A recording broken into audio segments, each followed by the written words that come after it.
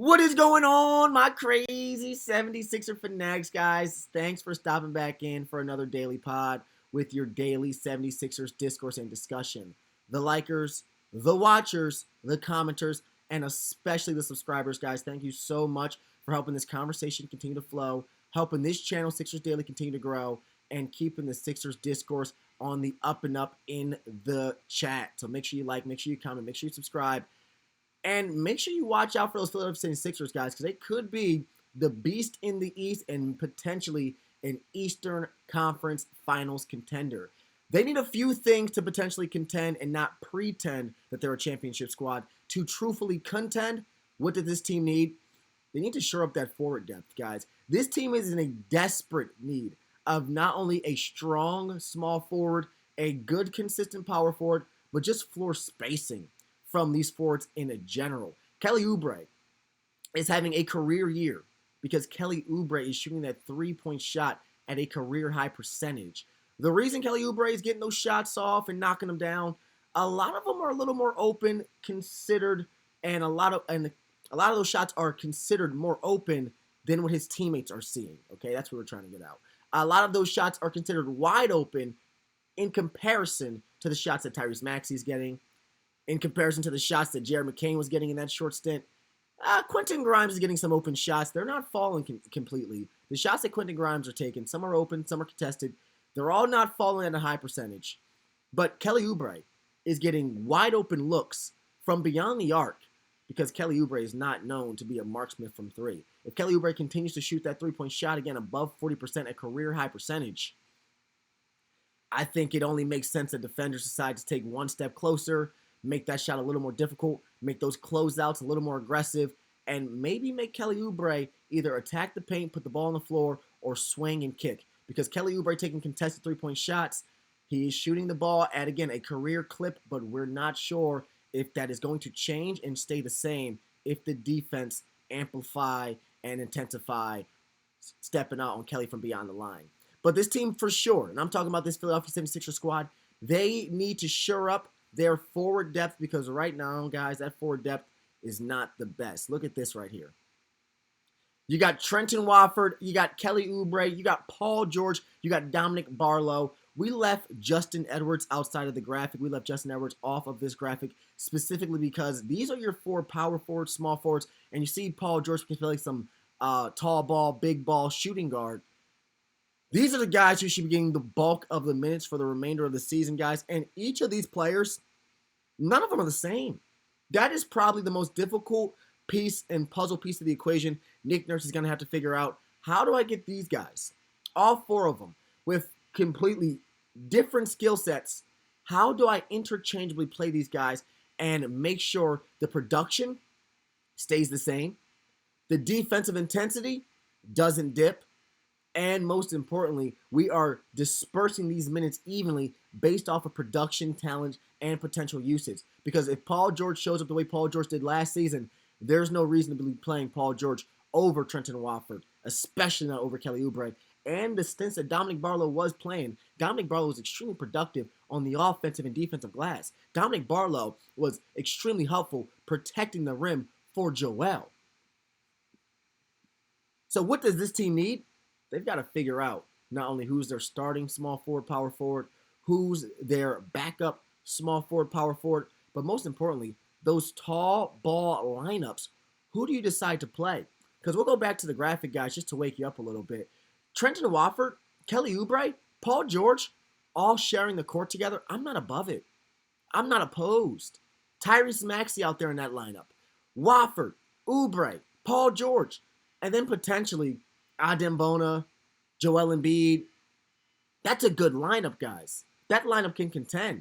And defensively, that lineup can slide their feet. Offensively, how much floor spacing is truthfully out there with Kelly Oubre shooting a three, with Trenton Wofford shooting a three, and with Joel Embiid. You don't want him stretching the floor, having to shoot the three, but you know he can.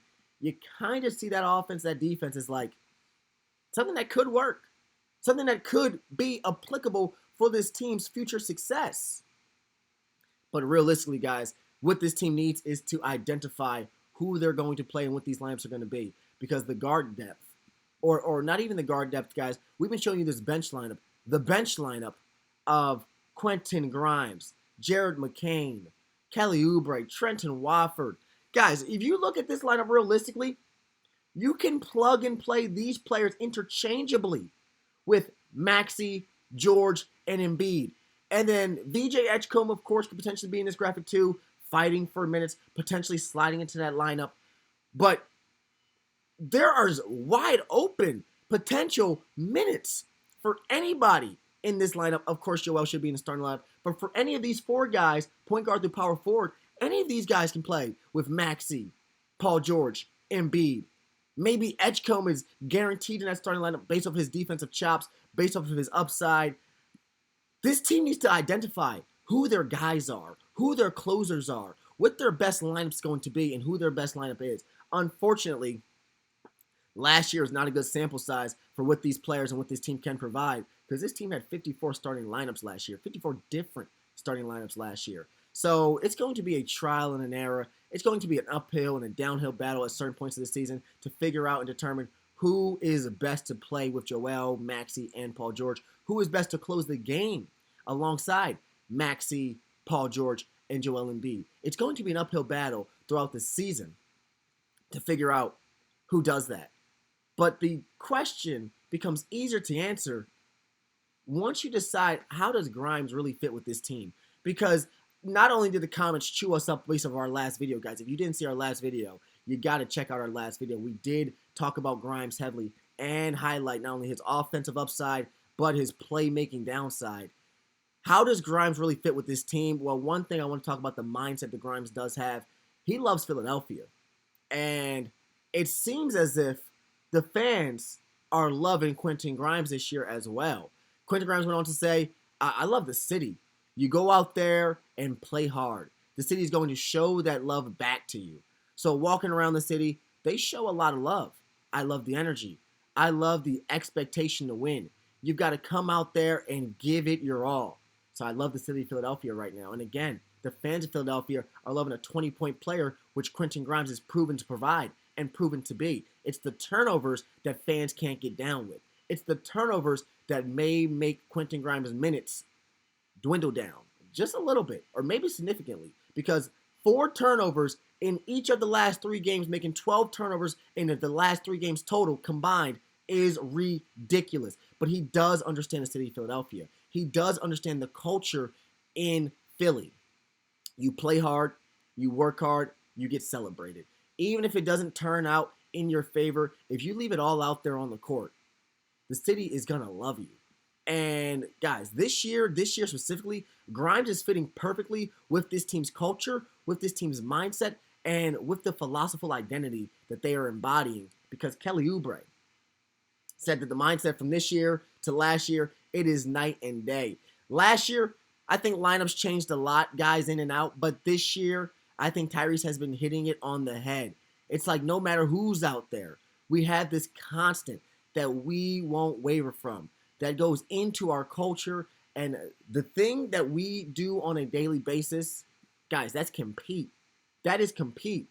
So what does this team need to do, guys? We can go back to that first slide. That's not only find out who their forward depth is going to be, who their best lineups are going to be, who their starting squad is going to be, guys. They truly have to figure out, how does Grimes fit into this team?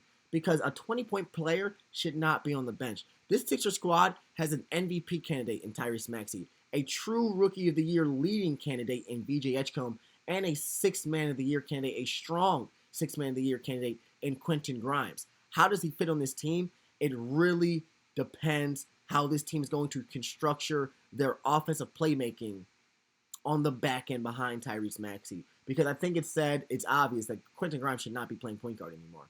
Quentin Grimes should not be playing playmaker anymore. Quentin Grimes should definitely just be looking to shoot the ball, attack the basket, and play off of the catch. But looking for Quentin Grimes to set up other players, yeah, he had a double-double.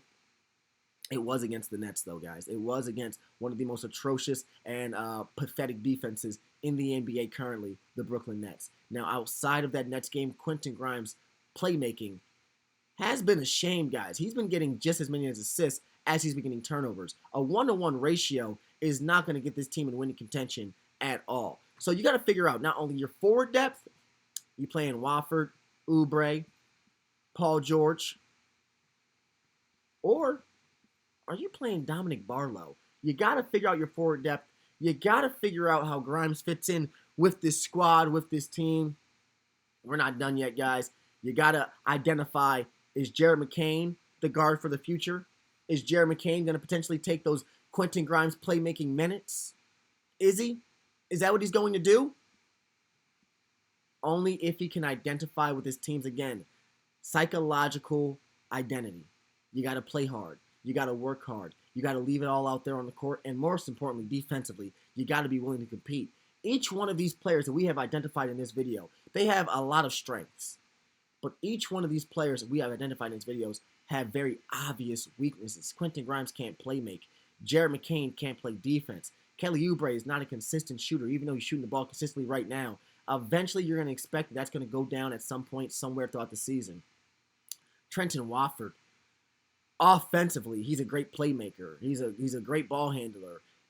He's not the best shooter. That's just what it is. He's just not the best shooter. Paul George, great playmaker, I guess. Great shooter. Pretty good defender. Not a consistent shot taker. Not the best shot taker, shot maker at this point in his career. Dominic Barlow, relentless on the glass, offensively and defensively. But realistically, Dominic Barlow has no offensive game to his name. I can't tell you one shot I want Dominic Barlow taken besides something within 3 feet to the basket. So, guys, not only have we identified what this team needs to fix, what they need to necessarily shore up, but what is this team's identity? Guys, they're going back to black. You see that. The black jerseys is exactly what this team's identified as. You said Quentin Grimes. As long as you play hard, we'll love you hard. Kelly Oubre. Whoever's in there, whoever's in that lineup is going to leave it all out there on the court. And bringing back the black jerseys, guys, going back to the old school 2001, early 2000s black jerseys that this team looked lethal in, that this team looked fearless in. That would not only strengthen this team's identity, strengthen the culture within the city, but hopefully strengthen the mindset within the locker room that, hey, we all have shortcomings. Kelly Oubre may not be able to shoot. Trenton Wofford may not be able to score. Quentin Grimes may not be able to pass, and Jared McCain may not be able to play defense, but it don't matter. Whoever's out there is going to compete. They're going to leave it all out there on the court, and defensively, they're going to give it their all, guys. This team so far, I'm going to say so far so good, because this team is playing gosh darn great for the expectations, for the players who've been in and out of the lineup, and for the minute shares, guys. You got Joel Embiid on restricted minutes, Jared McCain on restricted minutes, a restricted minute haul for a lot of the most important players on the offensive end. And the offensive rating for this squad, it is in the top 10, regardless of who's in the lineup. That is a kudos to Tyrese Maxey. That is a shout out to Quentin Grimes. And is a definitely, you got to applaud Kelly Oubre, because Kelly Oubre is going back to his 20-point per game scoring chops that he had for Charlotte. Gotta love the way this team's playing, guys. And if you are loving the stuff that we're providing here on this channel daily, like, comment, and subscribe, guys, because we will be providing with more daily content, daily conversation, and tomorrow before the next game, when they're back in those black jerseys, Saturday and Sunday, before we cover what those games are going to look like, the fight that we want this team to put up. Like, comment, and subscribe, guys, and tell us what you foresee the Sixers squad doing. We'll be back tomorrow with more Daily Pod.